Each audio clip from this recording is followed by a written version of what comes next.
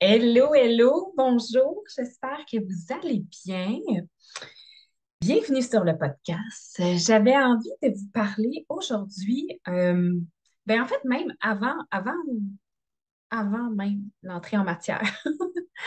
Euh, J'essaie une nouvelle chose aujourd'hui, donc le podcast va être disponible sur Spotify, sur les plateformes habituelles, mais il sera aussi en version vidéo sur YouTube. Alors, j'essaie de nouvelles choses, on va voir.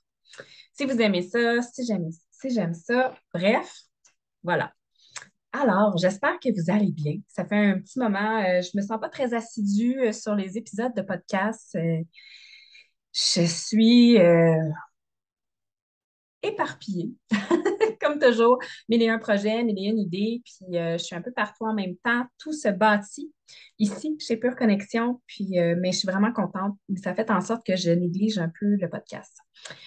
Et aujourd'hui, je viens pour vous parler de quelque chose, une conversation que j'ai eue avec une amie il n'y a pas si longtemps, puis qui a refait surface hier. En fait, hier, j'ai pris une marche méditative. Donc, une marche méditative, c'est une marche où est-ce qu'on se concentre sur plusieurs choses, sur nos sens. Alors, j'ai marché, je me suis concentrée en premier sur mes pas, sur la sensation de l'asphalte sous mes pieds. Ensuite, je me suis concentrée sur ce que je voyais. Donc, j'ai énuméré dans ma tête, par exemple, OK, maison rouge, maison grise, un arbre, juste pour arrêter le flot de pensée puis être dans le moment présent. Ensuite de ça, on peut se concentrer sur les bruits qu'on entend. Donc là, sans les juger, sans les catégoriser comme agressants, agréables, légers, lourds, le fun, déplaisant, etc. C'est vraiment juste j'entends un oiseau, j'entends un auto, j'entends un chien, je sens une odeur de fleurs, de barbecue, etc. Bref, je faisais ça et j'avais vraiment très, très, très, très, très envie de vous partager ça. Ce qui fait que rendu à mi-chemin de ma marche, je suis arrivée devant un champ, puis là, j'ai fait, je vais le partager. Et là, j'ai pris un selfie. J'ai pris un selfie, puis j'ai continué ma marche. J'ai mis mon téléphone dans mes poches, j'ai recommencé mon processus, on sent l'asphalte sous les pieds, bon, je ressens le vent dans mes cheveux, etc. Puis là, quand je suis arrivée chez nous, j'ai regardé la photo, puis j'ai fait, oh, intéressant. Je souris et j'ai des petites pattes doigts. Et là, pour moi, c'est comme mon deuxième signe de vieillissement à vie que j'ai. Bon, j'ai 32 ans au moment où on se parle, donc on est en 2022. J'ai 32 ans. Euh, Quelques cheveux blancs, gris, que j'ai aperçus au-dessus de la tête, là, proche de la frange, puis qui m'ont fait comme, ah, OK. Ça m'a plus dérangé que les pattes doigts. Les pattes doigts que j'ai vues quand je souris, ça m'a fait sourire encore plus parce que je me suis dit, hey, je prends de l'expérience, je prends de la sagesse, c'est-tu pas beau ça? Puis ça m'a rappelé une conversation que j'ai eue avec une amie quand, bon, pour les femmes qui m'écoutent, là, je sais pas, au printemps, vous avez dû remarquer que les chandails Beden sont revenus à la mode. Bon, moi, sur le coup, les chandails Beden, j'étais comme, ah ouais, OK, c'était la mode quand j'étais même pas ado, là, je dirais. Ben oui, adolescente, en fait, c'était les manteaux d'hiver Beden. Bon, pas très efficace. Tu étais super au chaud des épaules, mais tu avais une engelure dans le bas du ventre, là, pour celles qui ont porté des manteaux baby fat, comme moi. Le mien était un peu plus long, j'avais pas d'engelure. Mais bon, c'est pas ça le point. Bref, quand j'ai vu que les chandails Beden revenaient à la mode, je me suis dit, je suis trop vieille pour ça, moi. Puis là, j'en parlais avec une amie parce que j'avais été magasinée. Puis je me cherchais vraiment une petite camisole bien ordinaire, bien simple. Puis je trouvais rien dans les magasins. Fait que j'ai fini par aller dans un magasin qui est plus pour jeunes filles. Et là, quand je suis rentrée là, puis j'ai vu comment les jeunes filles me regardaient, je me suis dit, oh mon Dieu, je suis comme la ma tante qui est wannabe jeune ado qui vient se chercher comme une camisole. Puis j'ai eu une petite réflexion, mais j'ai trouvé ça drôle, tu sais, parce que dans le fond, je m'en fous un peu.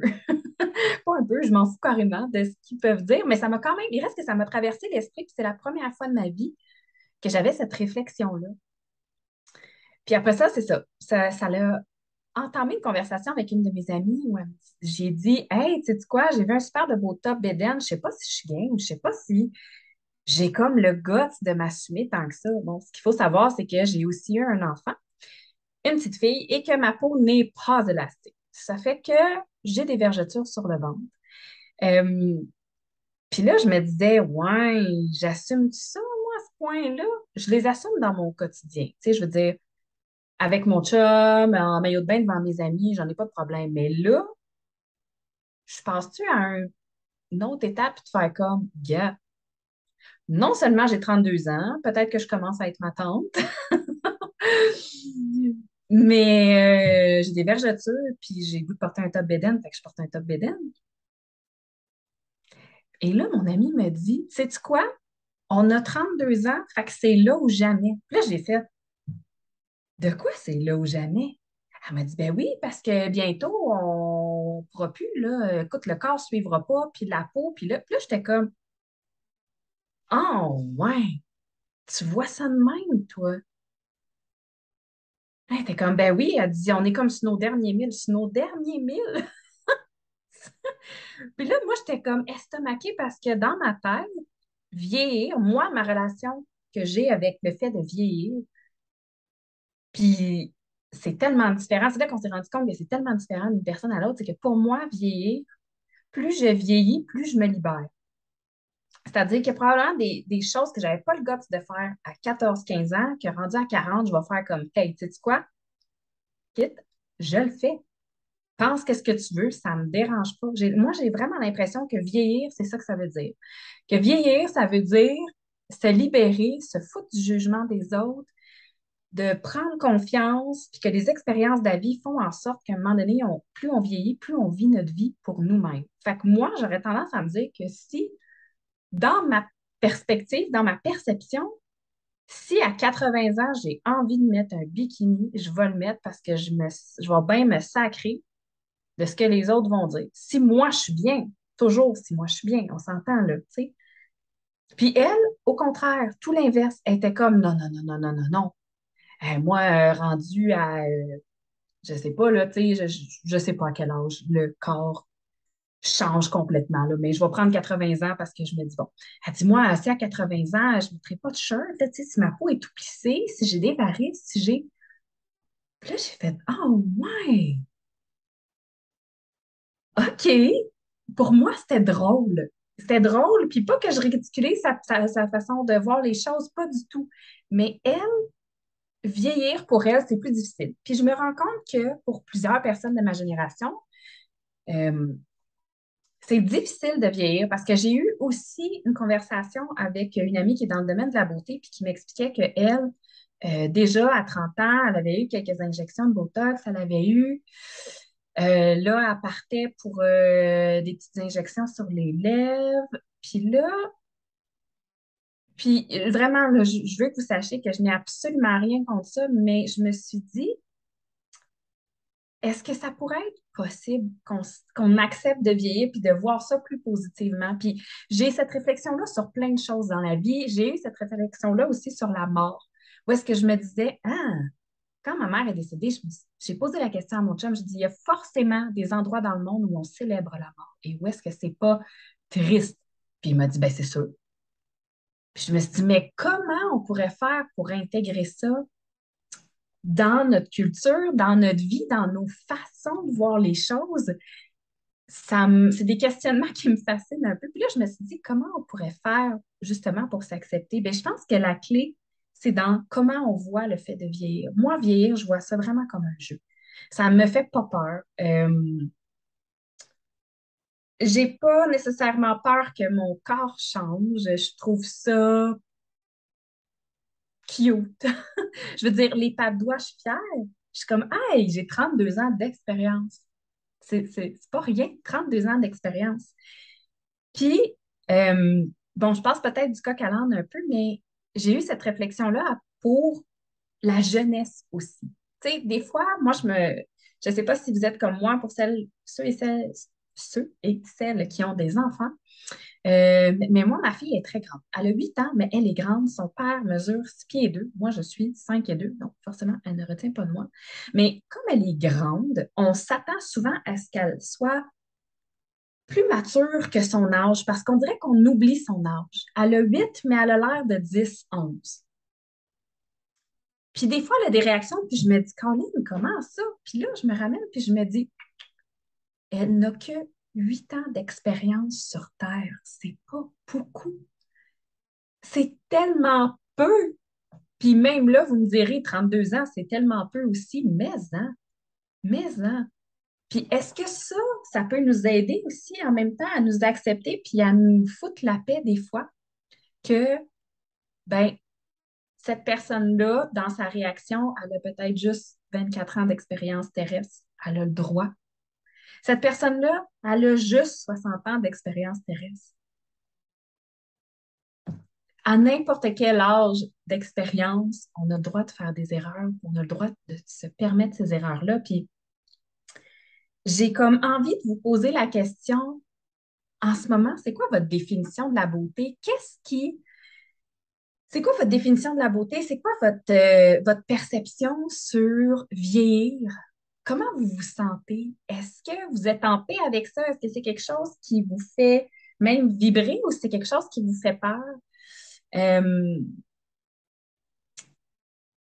j'ai vraiment trouvé ça intéressant d'avoir cette conversation-là avec mon ami puis de voir son point de vue parce que pour moi, la beauté, j'ai envie de l'assumer de façon assez naturelle. Bon, je dis ça, j'ai les cheveux teints, mais je n'ai pas de teint parce que j'ai des cheveux blancs, mais plus parce que c'est pour moi, la couleur de mes cheveux fait partie de ma façon de m'exprimer. Fait que, comme le choix de mes vêtements, le choix de ma couleur de cheveux vient positionner, affirmer qui je suis. Euh, Puis c'est ça. Fait que j'ai toujours aimé changer de couleur de cheveux comme j'aime changer de vêtements. Mais outre ça, j'ai envie qu'on voit le fait de vieillir autrement. J'ai envie qu'on se questionne à savoir qu'est-ce qu'on aurait avantage à changer dans notre perception pour que vieillir devienne un bonheur, je dirais, ou quelque chose qui n'est pas un big deal, en fait. Puis,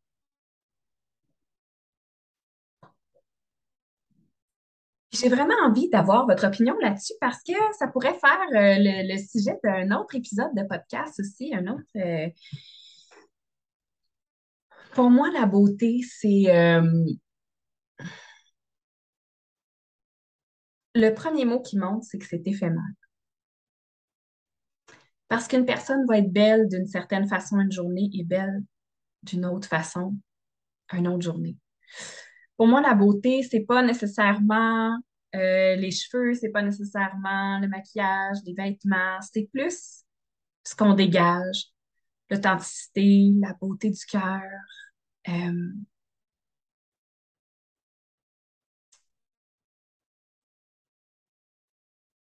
c'est tout ce qu'une personne est et tout ce qu'elle dégage, tout ce qu'elle fait comme action.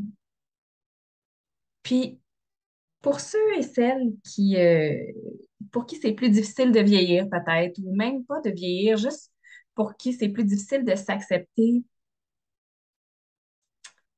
j'ai envie de vous dire que souvent, les personnes les plus sévères au niveau de la beauté, c'est nous-mêmes.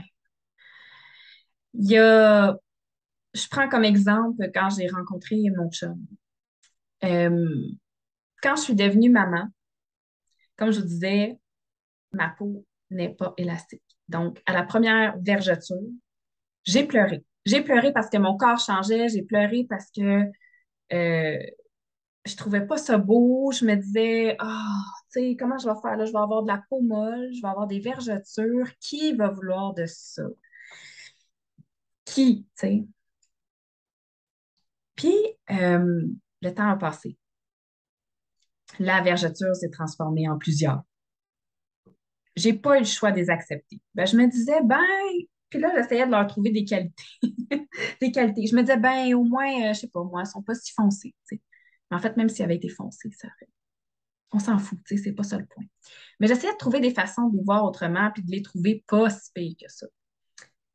Puis, c'est ça. Donc, quand j'ai rencontré mon chum, avec qui je n'ai pas eu ma fille, je lui ai dit, on parlait, tu sais, bon, on a fini par parler sexualité naturellement. Puis là, j'ai dit, peut-être que tu vas être déçu de ce que tu vas voir, tu sais, parce que j'ai des vergetures. Et il m'a dit, et cette phrase-là qu'il m'a dit, ça m'a aidé énormément à m'accepter telle que je suis, à accepter mon corps. Ben, cette partie-là de mon corps. Il m'a dit, moi, j'ai aucun problème avec tes vergetures. Euh, il m'a dit, ce que toi, tu vois comme des défauts, moi, je vais les apprivoiser. Puis là, il m'a dit, ça veut juste dire que tu es une femme qui a eu l'expérience de devenir maman. T'as un corps qui a porté la vie, puis ça, c'est magnifique. Puis j'ai fait comme, wow, tu peux-tu, s'il te plaît, avoir une plus belle réponse que ça? Comme c'est impossible. Et depuis ce jour, je m'en suis plus vraiment faite pour mes vergetures. Ils sont là, je les accepte. Des fois, ma fille, elle regarde mon ventre, puis elle est comme, maman, pourquoi t'as ça? Parce que tu étais dans mon ventre, puis ma peau s'est étirée. Puis là, elle fait Puis là, je vois son de jugement dans le visage. Mais sincèrement, à ce temps, je suis comme ouais, mais ma belle, s'il n'y avait pas ça, tu serais pas là. Puis moi, je reculerais pas. Vraiment pas. Mon corps a fait de grandes choses pour moi. Il a fait de grandes choses pour elle. Les vergetures, limite,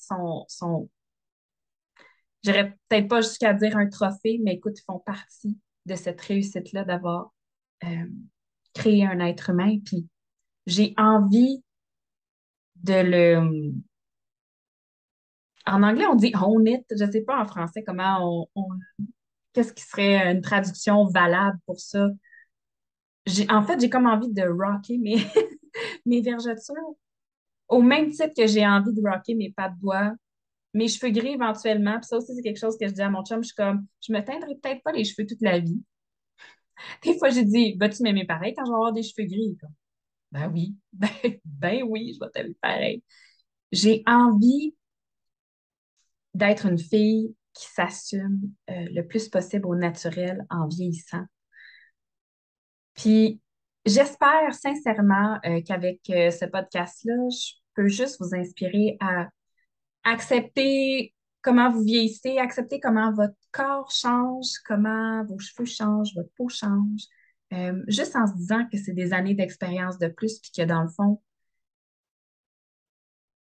si on garde cette mentalité-là de libération avec l'âge, ou peu importe, ben, c'est juste une étape de plus, une année de plus vers ta libération. Puis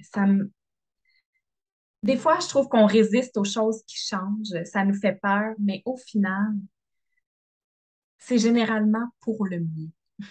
Puis je pense qu'avec le vieillissement du corps, au niveau, bon, peut-être que c'est pas pour le mieux parce que tu fais moins de choses à 80 qu'à 20 ans, mais je pense qu'au niveau de l'âme, si on le vit positivement, ces changements-là, ben, le reste de notre vie va être pas mal plus douce.